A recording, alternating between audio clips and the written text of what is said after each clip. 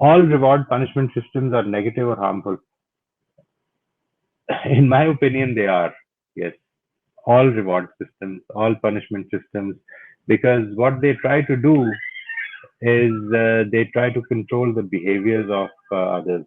और जब भी आप बिहेवियर को कंट्रोल करने की कोशिश करेंगे तो आप ये समझेंगे कि इंसान अगर वो आपके मुताबिक बिहेव करने लग पड़े तो आप ये समझेंगे कि इंसान बेहतर हो गया, जबकि इंसान की बेहतरी असल में जिस चीज पर डिपेंडेंट है वो उसके इंटरनल प्रोसेसेस हैं, उसको आप चेंज नहीं कर सकते. यानी मिसाल के तौर पर आप अपने बच्चे से जबरदस्ती नमाज पढ़वा सकते हैं, ठीक है जी, उसके दिल में नमाज पढ़ने का शौक नहीं पैदा कर सकते, और जितनी आप जबरदस्ती करेंगे इसका पूरा इम्कान है कि वो बजाय उस तरफ रागिब होने के उससे मुतनफर होने लग पड़े. That is a problem. देखिए ये जो आपने ये फॉलो अप जो आपने इस पे लिखा है, व्हाट अबाउट कुरान जन्नत एंड जहन्नम कॉन्सेप्ट और offer for good and bad behaviour, Quran मजीद किसी भी रिवॉर्ड और पनिशमेंट को करेक्शन के लिए यूज नहीं कर रहा जी. यानी करेक्शन के लिए यूज ना करने का मतलब ये है कि जन्नत और जहन्नम दोनों ही वो असल में इसलिए नहीं दी जा रही कि आइंदा तुम ठीक हो जाओ, हम उसको करेक्शन के लिए यूज करते हैं. इसमें बहुत सारे फर्क है, मैं उनसे चंद चीजें आपसे वाजे करना चाहता हूँ. देखिए कुरान ये कह रहा है कि तुम अगर नमाज पढ़ोगे तो जन्नत में जाओगे और जन्नत की नेमतें ये हैं, इनको कंपेरेबल ना समझें. यानी ये एक तो ये कि ये मिल नहीं रही, ऐसा नहीं हो रहा कि अल्लाह ताला कुछ इनाम दे रहे हैं और ये कह रहे हैं कि अगर आइंदा भी करोगे तो ये होता रहेगा. This is what we do.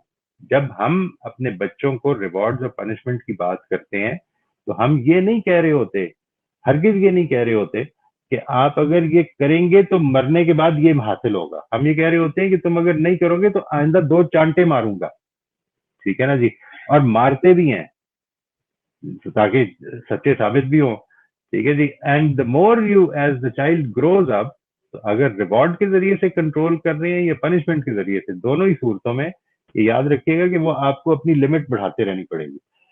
Quran मजीद का जो मामला है, एक तो इसको बड़ी अच्छी तरह से समझ लीजिए, कुरान मजीद करेक्टिव तरीके पे रिवॉर्ड्स और पनिशमेंट की जिक्र नहीं कर रहा कि ये नहीं कह रहा कि तुम जन्नत में जाओगे फिर वापस मतलब you know it is not about तुम अच्छे इंसान बन जाओ क्योंकि ये जन्नत है, ठीक है, तुम्हें मैं दे रहा हूँ अच्छाई दे रहा हूँ और इसके नतीजे में वो ये कह रहा है कि तुम्हारे ये एक्शन के कॉन्सिक्वेंसेस हैं. इन दोनों के फर्क को बड़ी अच्छी तरह समझ लीजिए. हम असल में रिवॉर्ड और पनिशमेंट यूज करते हैं as corrective, as we want कि आइंदा का बिहेवियर अच्छा हो जाए. कुरान मजीद उसको कॉन्सिक्वेंशियल यूज कर रहा है, एक बात. दूसरी चीज जो है उसको भी we need to keep that in mind. जब अल्लाह ताला ये फरमाते हैं कि तुम्हें अपने मामलात को ठीक करना है तो फिर जन्नत के काबिल बनोगे, तो अल्लाह ताला से मैं कहीं पे भी कभी भी किसी तरह से भी नहीं छुट सकता. जब मेरे वालिद साहब ये कहते हैं कि अगर तुमने आइंदा नमाज छोड़ी तो मैं तुम्हें जूते मारूंगा, तो मैं अपने वालिद साहब से कभी भी किसी भी टाइम पे छुप सकता हूँ. यानी मैं उनके साथ झूठ बोल सकता हूँ, मैं गायब हो सकता हूँ, मैं उनको बता सकता हूँ कि हाँ पढ़ ली है जबकि नहीं पढ़ी होगी, और वो मुझे कुछ नहीं कर सकते अगर वो उधर मौजूद नहीं थे. अल्लाह ताला हर जगह पे मौजूद है, मैं उससे छुप ही नहीं सकता. मेरा अंदर और बाहर खुदा के सामने है. अल्लाह ताला जब मुझे ठीक करने का कहता है तो मुनाफिकीन मिसाल के तौर पर वो कह रहे हैं ना कि मुनाफिकीन ने आकर ये कहा, सूरह मुनाफिकून के आगाज को अगर आप पढ़िए तो बड़ी इंपॉर्टेंट बात है. ये कहा कि हम गवाही देते हैं कि तुम अल्लाह के पैगंबर हो, नबी सल्लल्लाहु अलैहि वसल्लम को आकर के फरमाया ये बोला. और अल्लाह ताला इसके जवाब में ये फरमाते हैं कि अल्लाह ताला ये गवाही देता है कि तुम अल्लाह के पैगंबर हो, और अल्लाह ताला ये गवाही देता है कि ये मुनाफिकीन झूठे हैं. ये मैं और आप नहीं कर सकते, यानी we can not do this. इसके बाद रिवॉर्ड और पनिशमेंट सिर्फ बिहेवियरल नहीं है. असल में वहां पे बिहेवियर नहीं कंट्रोल किया जा रहा, वहां पर तो पूरे के पूरे इंसान को कहा जा रहा है कि अल्लाह तुम्हारे अंदर बाहर से वाकिफ है.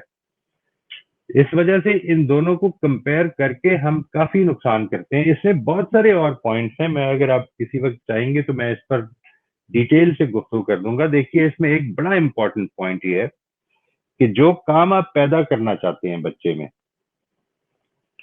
रिवॉर्ड हमेशा उस काम की जो इमोशनल कॉस्ट है उससे बड़ा होना चाहिए.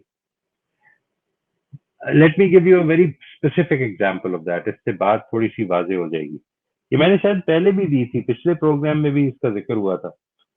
मुझे ये बताया किसी ने कि टर्की में एक रिवायत ये है कि बच्चा जब 11 बरस का या 7 बरस का हो जाता है तो पेरेंट्स की तरफ से उसको ये मोटिवेशन देने के लिए, नमाज की मोटिवेशन देने के लिए ये ऑफर किया जाता है कि अगर तुम 40 दिन तक मस्जिद में फजर की नमाज पढ़ोगे तो तुम्हें बाइसिकल मिलेगी. इसको इस पूरी ट्रांजैक्शन पे गौर करके देखिए. अगर बाइसिकल नमाज पढ़ने की पेन से ज्यादा इंपॉर्टेंट है तो फिर वो अट्रैक्ट करेगी. मिसाल के तौर पर अगर ये कहा जाए बच्चे को कि तुम अगर 40 दिन तक नमाज पढ़ोगे 11 साल के बच्चे को तो तुम्हें एक टॉफी मिलेगी, ये उसके लिए अट्रैक्टिव नहीं होगी. ठीक है जी. जो नमाज की पेन है, यानी यूं समझ लें कि इसको अगर आप बिल्कुल और तरह से प्रेजेंट करें तो मतलब ये होगा कि नमाज से ज्यादा इंपॉर्टेंट होगा जो रिवॉर्ड है जो आप ऑफर कर रहे हैं, तब वो अट्रैक्ट करेगा, वरना वो कर नहीं सकता.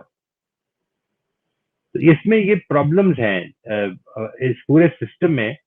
यानी इसकी सबसे मेजर प्रॉब्लम तो ये कि ये कंट्रोल ही सिर्फ बिहेवियर को कर रहा है. ये इंसानियत के जो बाकी प्रोसेसेस हैं, जो अंदर के प्रोसेस हैं, उनको कंट्रोल कर नहीं सकता.